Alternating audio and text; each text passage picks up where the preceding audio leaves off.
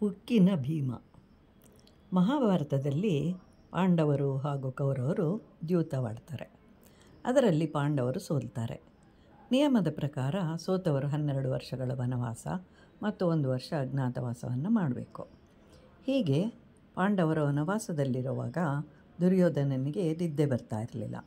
ಕಾರಣ, ಪ್ರಪಂಚದಲ್ಲಿ ಶಕ್ತಿಶಾಲಿಗಳು 4 ಜನರಿದ್ದಾರೆ. ಆದರೆ ಆ 4 ಜನರಲ್ಲಿ ತಾನು ಇಲ್ಲ. ಆದ್ದರಿಂದ ತಾನು ಭೀಮನ ಕೈಯಲ್ಲಿ ಸಾಯುತ್ತೇನೆ ಅಂತ ಹೇಳಿ ಭಯದಿಂದ ಕೂಡಿರ್ತಾನೆ. ಆದ್ದರಿಂದ ಉಕ್ಕಿನಿಂದ ಮಾಡಿದ ಭೀಮನ ಪ್ರತಿಮೆಯನ್ನು ಮಾಡಿ ದಿನವೂ ಮುಷ್ಟಿ ಪ್ರಹಾರವನ್ನು ಮಾಡ್ತಾ ಇರ್ತಾನೆ.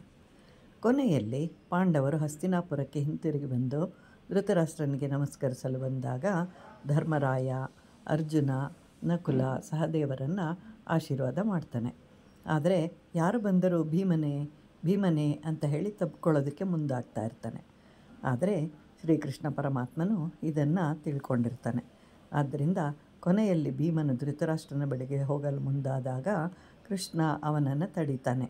ಬಳಿಕ ದುರ್ಯೋಧನನ ಬಳಿಯಲ್ಲಿದ್ದ ಆ ಉಕ್ಕಿನ ಪ್ರತಿಮೆಯೋ ಅಲ್ಲಿಗೆ ಬರುವಂತೆ ಮಾಡ್ತಾನೆ. ಧೃತರಾಷ್ಟ್ರನು ಆ ಉಕ್ಕಿನ ಪ್ರತಿಮೆಯೇ ಭೀಮ ಅಂತ ಹೇಳಿ ಭಾವಿಸ್ತಾನೆ. ಗಟ್ಟಿಯಾಗಿ ತಬ್ಬಿಕೊಂಡ ಕೂಡಲೇ ಆ ಉಕ್ಕಿನ ಭೀಮದ ಪ್ರತಿಮೆ ಪುಡಿ ಆಗುತ್ತೆ. ಅಷ್ಟು ಶಕ್ತಿಶಾಲಿ ಧೃತರಾಷ್ಟ್ರ. ಹೀಗೆ ಶ್ರೀಕೃಷ್ಣನು ಪಾಂಡವರನ್ನು ಅನೇಕ ಬಾರಿ ಕಾಪಾಡ್ತಾನೆ.